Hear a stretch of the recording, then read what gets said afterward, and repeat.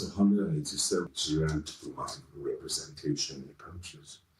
Every year they have the retreat to the homeland, which is here in Nigeria, Lagos Ibadan Expressway. They have an auditorium that sits more than 1 million people.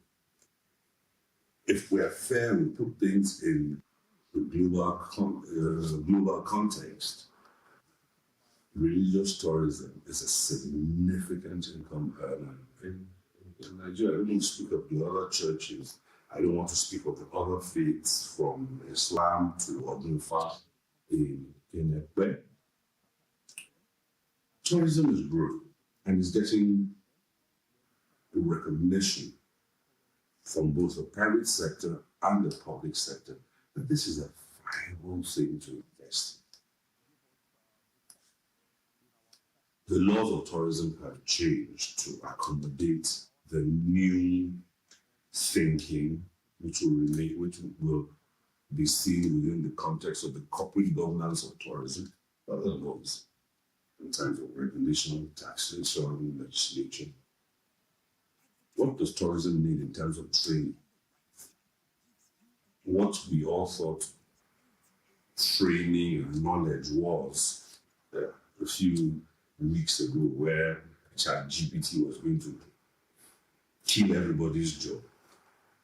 So DeepSeek comes in and kills ChatGPT. And as of 2 days ago, something else is up on the platform. So what are your skill sets? What are your requirements to operate? Ibom is based in Uyo, good airline. There's Abuja Stadium in Uyo, beautiful place. So there's the airline, there's Ibom Icon, there's the stadium. What is so? They're all, they don't belong to NTA, but they're all entities that can create packaged products that are easy to sell to a local, national, regional, international audience that can curate experiences in so many things that you do. I'm going to look at our festivals again. Okay, the Kano Derby could be better planned. We're members of the planning committee, but it can be bigger, be better people. Ofala, fantastic. Video one. I mean, should do. I can't count the amount of festivals that, if we better curated and put on the same platform as you going to watch Arsenal play Man City in any stadium, where you have your seat, you bought your tickets, you have your hospitality, you have your transportation, everything packaged. It transforms, the mathematics of it transforms into phenomenal figures because people can invest in putting these things together and selling them to global audience. I mean, look what happened with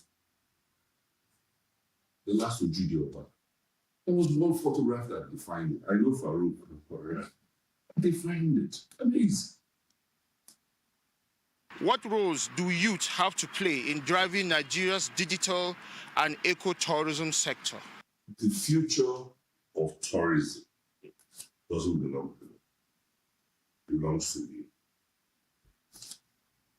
Young, digitally connected youth. So let me define that in the context of Nigeria. 65% of the population of Nigeria is between 18 and 35. Nigeria is the most digitally connected country in Africa. Statistics according to Google. Check. So 65% of Nigeria is emerging into that tax-paying, income-generating, digitally connected population in Africa. Everything is going to grow. If they're not paying tax now, they're coming into tax next. Because they're so digitally connected, and I think the term digital nomads, that's tourism. They're the ones that are curious enough to overcome the inertia to move from Lagos to Kaduna by road to globally. So they are already in charge of that industry. They are already using their digital skills to run that industry. If you look at the digital tourism entrepreneurs, they're the ones that just run off an iPhone and they're doing global business. I don't want to mention any of the businesses, but if you look online at the businesses, especially the small domestic paper to go and do flyers, they are online on social media platforms pushing it. The future does not belong to daily things. The future belongs to things. They are engaging, and I encourage my colleagues to listen to them. I encourage both public and private sector institutions and establishments to not run away from our inertia with the digital world. You know, there's a bit of friction to change. I don't know how to use a computer, and I also don't want that young boy to come and teach me how to use a computer. No, let him. Let her.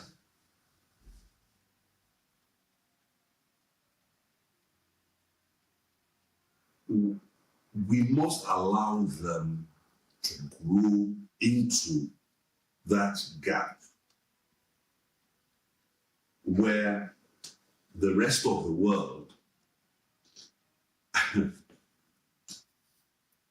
DeepSeek is killing ChatGPT, and we are holding pen and paper and not wanting to speak to the issue of what the youth and the digitally connected mean to the Nigerian, African, Pan-African growth over the next 24 months. I shudder to think what's going to happen over the next 24 months. And artificial intelligence is competing globally.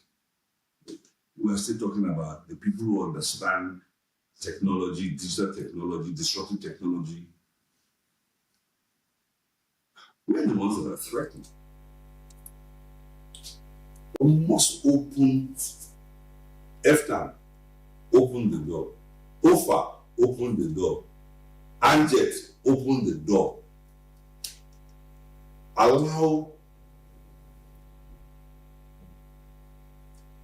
those who it is their time to engage. How do we standardize and improve quality services in tourism in Nigeria as a whole and Ekiti State in particular? Thank you. There's a long story to this, but I'll just give you a very short. We have a new law, and that law speaks to contemporary issues that are affecting transportation in terms of standardization, classification, grading, blah, blah, blah. Took us 6 years to get that new law that's in place. We're currently in the final stages of certification by the Standards Organization of Nigeria for ISO 9001 that gives us the processes for us to say we can grade and standardize establishments within this particular industry. There are certain agreements in place. There's the Africa Free Trade Continental Agreement, and most recently the ECOWAS Agreement on classifications and standardizations that we have as a country signed up to. So it's just not about the Nigerian standard. We now have an ECOWAS standard that is related to international standards. Bottom line is value for money. Classification, grading, standardization is a national issue. But as we have it today, it is still a bit fragmented. So we are trying to come to a consensus where we can reach agreements with the states that this thing needs to be done in this particular way. And in support of that, we are seeking a constitutional amendment that clearly addresses the fact that Nigerian tourism, it's not about the money of it, it's about the question you ask, the standards, the classifications, the media marketability of Nigerian tourism on the media, particularly the global media. Relationship with the press. We need the press not to be sensational, but to be developmental about the needs of Nigeria, especially with regards to tourism. So, there are many places in which one small disease will break out, one petrol tanker will fall over, and one school shooting will happen. The sensationalization of such events. And so the drums are beaten, but it's not for war. It is for the tourism quantum breakthrough for Nigeria.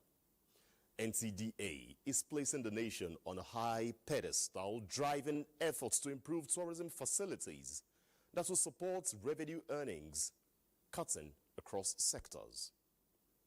That's reshaping democracy. I'm Ayodeji Makinde. We'll be back again next time. Bye-bye.